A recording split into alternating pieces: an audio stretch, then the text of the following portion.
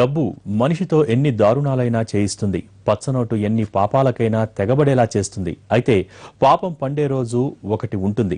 నిప్పు లాంటి నిజం ఎప్పటికైనా బయటపడి తీరుతుంది. చిన్నారి శాన్వి హత్య కేసులో ఇదే జరిగింది. 10 నెలల పాపను పొట్టన పెట్టుకున్న రఘునందన్కు మరణశిక్ష పడింది.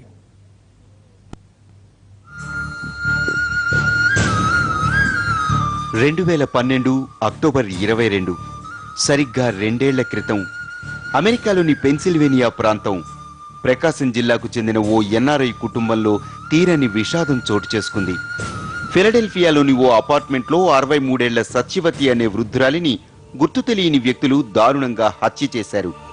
కొడుకు కోడలు ఆఫీసుకు వెళ్లిన తర్వాత ఇంట్లో ప్రవేశించిన దుండగులు ఆమెను హతమార్చి మనవరాలు శాన్విని ఎత్తుకుపోయారు. $50,000 ఇస్తేనే పాపను వదిలేస్తామంటూ లెటర్ వదిలిపెట్టి వెళ్లారు. ఓవైపు సత్యవతి హత్య, మరోపక్క పాపాయి కనిపించకపోవడంతో శివప్రసాద్, లతా దంపతులు గుండెలవిసేలా రోధించారు. దేశం కాని దేశంలో తమకెవరు శత్రువులు ఉంటారని అనుకున్నారు. పాపాయిని క్షేమంగా ఇచ్చేస్తే తమ ఆస్తి మొత్తం రాసిస్తామంటూ వేడుకున్నారు. అప్పట్లో ఈ వ్యవహారం అమెరికాలో సంచలనం సృష్టించింది.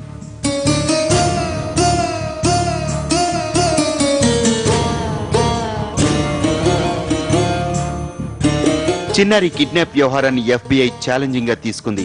అణువణువు శోధించింది. దాదాపు వారం తర్వాత అపార్ట్మెంట్ పక్కనే ఉన్న ఓ డంప్ యార్డ్ లో పడి ఉన్న ఓ సూట్ కేసులో శాన్వి మృతదేహాన్ని గుర్తించింది FBI. చిన్నారి మృతి చెందిన విషయం తెలుసుకుని శివప్రసాద్ కుటుంబం శోకసంద్రంలో మునిగిపోయింది. చిన్నారిని ఎవరు హత్య చేశారో, ఎందుకింత దారుణానికి ఒడిగెట్టారో అర్థం కాక కన్నీరు మున్నీరయ్యింది ఆ కుటుంబం.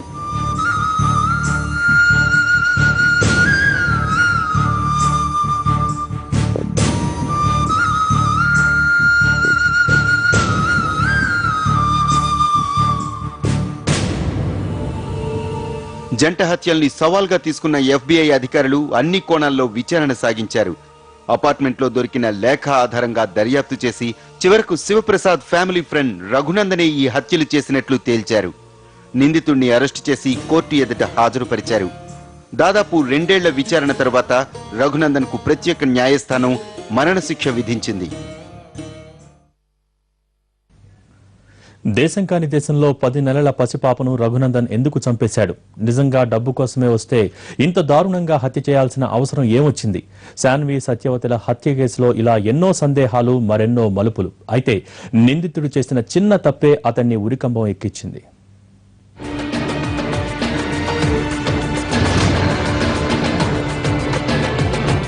ఎండమూరి రఘునందన్ పక్కా మానవ మృగం. మేకవన్నె పులికి ఏమాత్రం తీసిపోడు.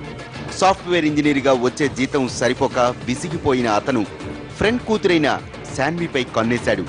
కిడ్నాప్ చేసి భారీగా డబ్బులు గుంజాలని ప్లానేశాడు. ప్లాన్ను అమలు చేయటంలో ఫెయిల్ అయిన రఘునందన్ శాన్వి, సత్యవతిలను హత్య చేశాడు. ఆ తర్వాత తనకేమీ తెలియనట్లు వేరే లెవెల్లో నటించాడు. పాప కోసం వెతుకుతున్న తల్లిదండ్రుల వెంటే తిరిగాడు. ఒకే అపార్ట్మెంట్లో ఉండటం తెలిసినవాడే కావడంతో ఎవరూ అతన్ని అనుమానించలేదు. అయితే ఎంత పెద్ద హంతకుడైనా ఏదో ఒక చోట తప్పటడుగు వేస్తాడు. రఘునందన్ కూడా అదే తప్పు చేశాడు. చివరకు పోలీసులకు దొరికిపోయాడు.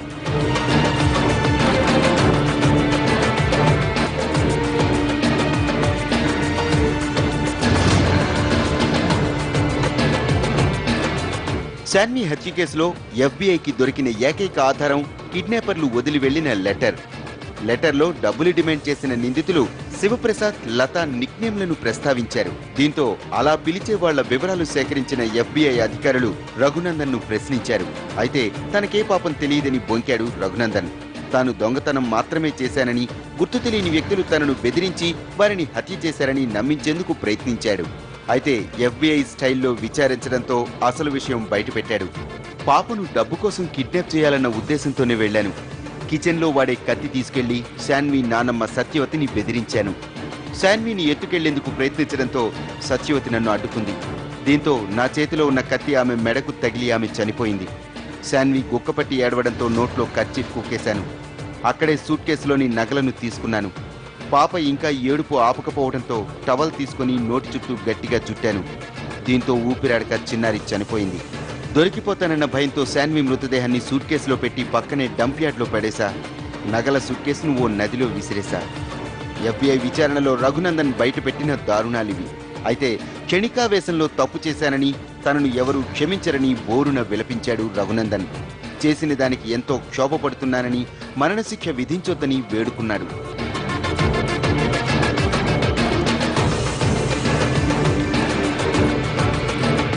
రఘునందన్ వాంగ్మూలాన్ని రికార్డు చేసిన FBI 13 అభియోగాలు నమోదు చేసింది. విచారణను స్పెషల్ జ్యూరీకి అప్పగించింది. లాయర్ను పెట్టుకునేందుకు డబ్బులు లేవనడంతో పబ్లిక్ అటార్నీని ఏర్పాటు చేశారు. దాదాపు 2 ఏళ్ల విచారణ తర్వాత గత బుధవారం రఘునందన్ను దోషిగా తేల్చిన జ్యూరీ ఇవాళ అతనికి మరణశిక్ష విధిస్తూ తీర్పునిచ్చింది. ఈ తీర్పుపై ప్రకాశం జిల్లాలో ఉంటున్న శాన్వి బంధువులు సంతృప్తి వ్యక్తం చేశారు. అలాంటి కిరాతకుడికి మరణశిక్షే సరైందన్నారు. శాన్వి పెద్దమ్మాయి కూతురు ఆ చంపిన విషయంలో ఈ మధ్యంతా 2 years నుంచి అక్కడ కోర్టులో విచారించి వాళ్ళ అమ్మని ఏదో పిలిపించుకొని అన్నీ చేసి వాడి స్టేట్మెంట్ అన్ని తీసుకొని కోర్టులో డిసైడ్ చేశారండి. మొత్తానికి డబ్బు కోసం ఘోరానికి పాల్పడ్డ రఘునందన్ త్వరలోనే ఉరికంబం ఎక్కబోతున్నాడు.